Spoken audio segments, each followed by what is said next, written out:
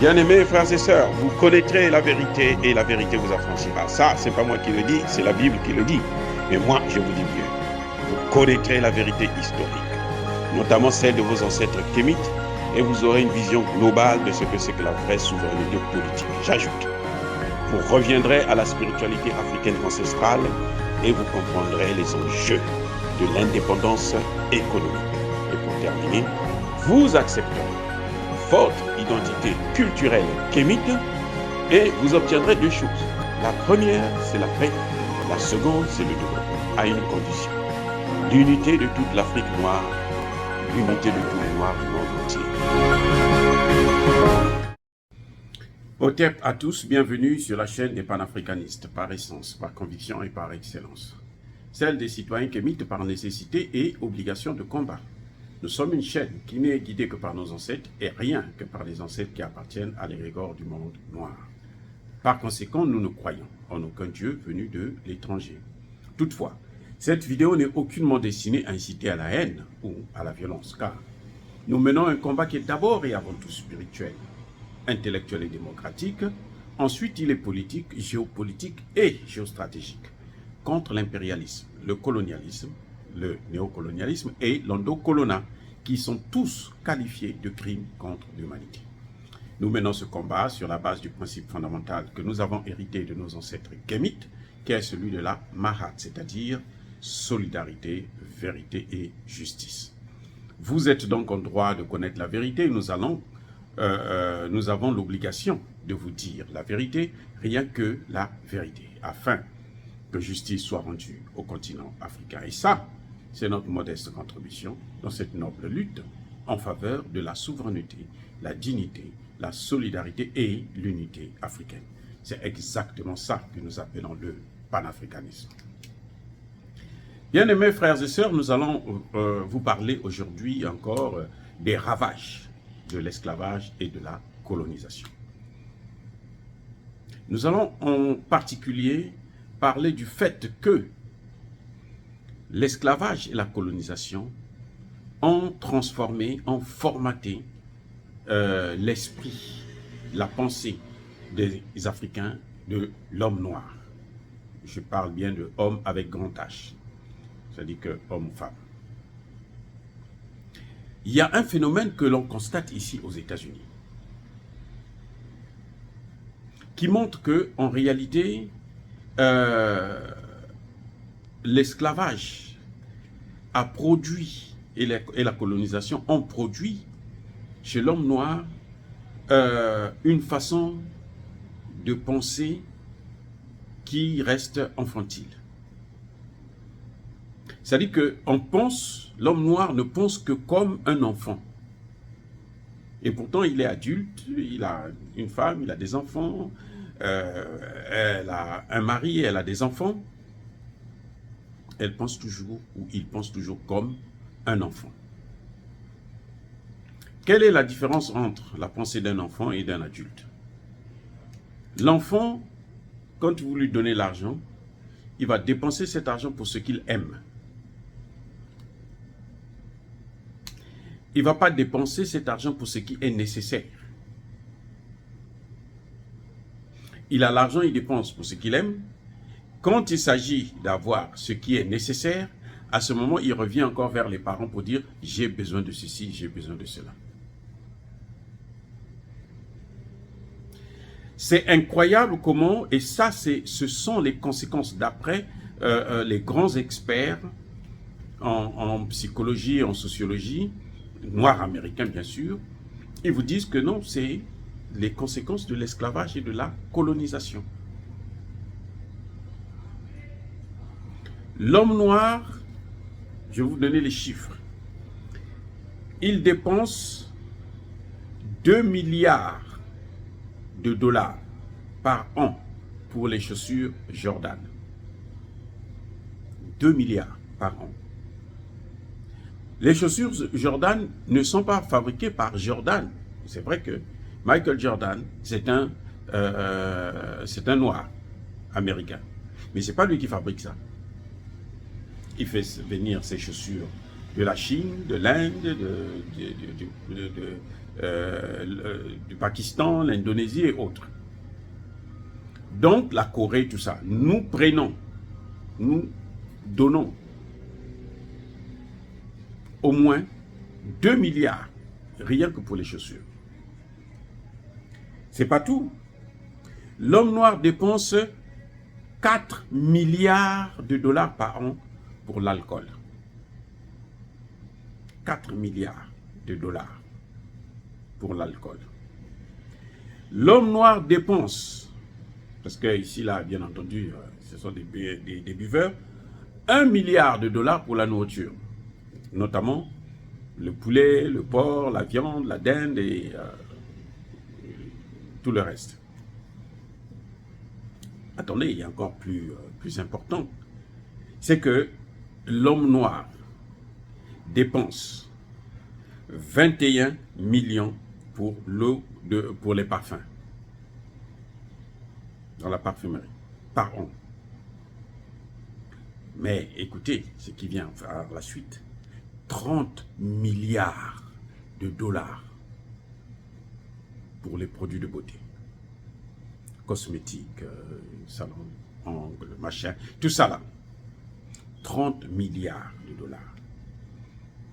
Mais par contre, on a constaté, j'ai pas parlé des jeux vidéo, là encore c'est plusieurs milliards de dollars que l'homme noir dépense pour les jeux vidéo. Mais regardez, la moitié des enfants qui sont en 4e année, ça équivaut au CM1, CM2 chez nous, ne savent pas lire au niveau d'un enfant normal qui est en 4e année, ici aux États-Unis. Pareil pour les enfants en 8e année. La moitié de ces enfants, c'est au collège, la moitié de ces enfants ne sont pas capables de lire comme un enfant normal qui est arrivé jusqu'en 8e année. Alors que nous avons tant de milliards de dollars que nous dépensons. Avec tous ces milliards de dollars, notamment pour les chaussures. Or, ce qui est plus important, ça, c'est ce que nous aimons, nous les Noirs. Cosmétiques, parfums, chaussures, j'ai pas parlé des vestes, des robes et autres, les jeans, j'ai pas les statistiques, mais cet argent-là, ça c'est ce que nous aimons. Or, ce qui est nécessaire pour l'homme noir, ici aux États-Unis, je parle seulement des États-Unis, ce qui est nécessaire pour l'homme noir ici aux États-Unis, ce que l'on retrouve dans toutes les communautés, que ce soit dans la communauté juive, que ce soit dans la communauté chez les Blancs, que ce soit dans, maintenant on commence à voir ça aussi dans la communauté indienne, dans toutes les communautés des autres races, ce qui est nécessaire, vous savez que c'est quoi? Ce sont des écoles. Il y a des écoles pour la communauté. Les Juifs ont des écoles que pour les Juifs, jusqu'à l'université. Que pour les Juifs. Donc, vous avez des écoles, vous avez des banques. Eh oui, je vous ai parlé dans une de mes vidéos que les Noirs investissent, donnent à Jésus 3 milliards chaque dimanche. S'il y avait des banques des Noirs, c'est 3 millions plutôt, pardon, 3 millions chaque dimanche. S'il y avait des banques des Noirs, ces 3 millions-là devraient aller dans les banques des Noirs. Et les Noirs devraient, ces banques-là devraient aider les Noirs à acquérir d'autres biens à travers les crédits et s'enrichir en même temps et continuer à élever le niveau de vie des Noirs. Mais quand on donne ça et ça va dans la banque d'une autre communauté, c'est comme si c'est de l'argent jeté par la fenêtre. Donc vous avez, comme je disais tantôt, les écoles, les banques, vous avez les centres commerciaux.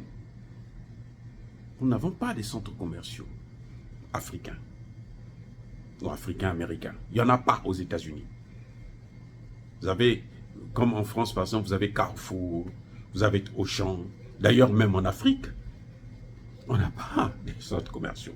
En tout cas, en Afrique francophone. Les centres commerciaux appartiennent aux Français, aux Chinois. Mais centre commercial des Africains, il n'y en a pas. Et ça, c'est un problème. Vous avez, il y a l'autre chose qui nous manque, c'est les hôpitaux. Ici, là, vous n'allez pas trouver un hôpital des Noirs. Il n'y en a pas. Vous avez les Chinois ont leurs hôpitaux, les Juifs ont des hôpitaux. Mais alors, toutes les communautés, ils ont des hôpitaux. Mais nous n'investissons pas dans ces domaines-là. Et c'est ça qui est nécessaire. Hôpital, école, banque, commerce. On n'investit pas dans ces domaines. Donc nous sommes en quelque sorte des consommateurs, des simples consommateurs. On ne contribue pas du tout à l'évolution, l'élévation de la société. Vous avez des grands basketteurs, par exemple, qui gagnent beaucoup d'argent ici, des Noirs. Quand on arrive à la période, par exemple, de la Thanksgiving, ils viennent distribuer des dindes à toutes les familles dans le quartier dans lequel il a grandi. Ils ont grandi. Ça apporte quoi? Dites-moi. Ça apporte quoi? Est-ce que ça, c'est élever le niveau de vie de ces sociétés, de sa communauté? Non, pas du tout. Et pourtant, chaque année, les Noirs investissent, donnent aux hommes d'affaires coréens, par exemple, 30 milliards de dollars par an que la Corée retire des hommes, des Noirs. Il y a un problème. Et c'est un peu la même chose que l'on voit, comme je vous ai dit, qu'on voit en Afrique. On n'investit pas pour ce qui est nécessaire. On investit pour ce qu'on aime. Et en général, c'est pour faire de m'as-tu vu. En général, c'est pour que, parce que on nous a dit que nous, on est inférieurs, alors il faut consommer ce que eux ils ont, même si ça coûte cher, il faut l'avoir. Et dans nos têtes, on se dit que on est considéré, on se fera respecter, on se fera reconnaître par l'autre. Mais non, c'est pas comme ça. Et demain, on se plaint, on vient quémander, regardez les pays africains. Macron a appelé tous les pays africains. Ils sont venus tous parce qu'ils pensaient qu'on allait leur donner de l'argent. Ils arrivent, on leur promet, on va vous donner ceci. Et qu'est-ce qui se passe? On leur dit que nous, on va prendre cela. On a promis au Sénégal 2 milliards. La ministre des Affaires étrangères commençait à trembler dans sa culotte avec son président Macky Sall. Et ils étaient tout excités. On leur dit, mais vous ne, dans l'autre sens, en retour, vous n'allez pas exploiter votre pétrole et votre gaz. Alors que c'est le pétrole et le gaz qui ont développé ces pays-là. Vous avez entendu parler du pétrodollar. La force du dollar, c'était quoi? Le pétrole. Le pétrole est le produit le plus consommé au monde. Donc voilà, nous, quand c'est nécessaire, on va tendre la main. Quand c'est pour n'importe quoi, bon, là, à ce moment, on dépense. Il y a des gens qui ont évalué combien les femmes des dirigeants africains, c'était, je pense, l'année dernière, à l'Assemblée générale de l'ONU, les femmes des dirigeants africains sont venues, elles ont fait des courses. Parce qu'elles sont venues, c'est pour faire les courses, puisque les maris sont à l'Assemblée et tout, elles viennent pour faire les courses. Dans la 5e avenue, Madison, là il y a des grands magasins, toutes les grandes marques. Vous savez en quelques jours combien ces femmes-là ont dépensé? D'après les statistiques américaines. Ces femmes-là ont dépensé près de 5 milliards de dollars. En quelques jours. 4 jours, 5 jours, bon, le plus souvent c'est quelques jours comme ça. Environ 5 milliards. Et on dit, mais ce sont des pays pauvres. C'est ça qui avait scandalisé les gens. Ce sont des pays pauvres. Comment ils viennent faire des dépenses comme ça là? En peu de temps, ils viennent. Et ce qu'ils achètent, c'est quoi? Les sacs, les habits, les parfums, les chaussures, les produits de beauté, machin, tout ça là. Des grandes marques. C'est tout ce que nous faisons. On dépense de l'argent pour ces choses et les vraies choses, on n'a pas d'argent. Il y a un problème. Oh, bien-aimés frères et sœurs, dire cela, c'est inciter à la haine ou à la violence. Non, je ne vous dis pas qu'il ne faut pas consommer. Hein. Non. Je ne vous dis pas qu'il ne faut pas bien vous habiller, il ne faut pas être propre. Non, je ne dis pas ça. Je suis en train d'expliquer, de montrer seulement ce que nous sommes. Comment nous gérons notre argent. Pendant que les autres, ils ont des banques, ils ont des écoles, ils ont des hôpitaux, ils ont des supermarchés. Et nous, on est obligé d'aller consommer chez eux. Tout ce que nous consommons là, c'est chez eux. Parce que nous, on n'a pas ce qu'il faut pour pouvoir élever, apporter de la richesse dans la communauté noire. Oh, bien-aimés frères et sœurs, encore une fois, soyez bénis, abondamment bénis par le Dieu des Kémites, par nos ancêtres angélisés. Mais que tous ceux qui persécutent le continent africain, tous ceux qui le pillent et le déstabilisent, qu'ils soient noirs, qu'ils soient blancs, chinois, arabes, indiens, qui qu'ils soient punis, maudits, foudroyés, neutralisés, effacés, écrasés par le Dieu des Kémites et par nos ancêtres angélisés. Vive l'Afrique éternelle. J'ai dit et j'assume.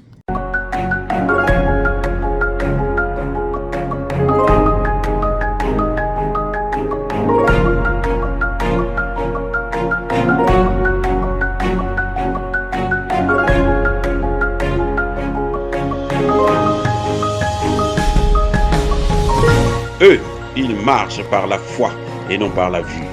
Mais moi, je vous conseille vivement de marcher par la connaissance scientifique et historique, notamment celle de nos ancêtres kémites, par les 5 sens et par l'intelligence. Abou Apia.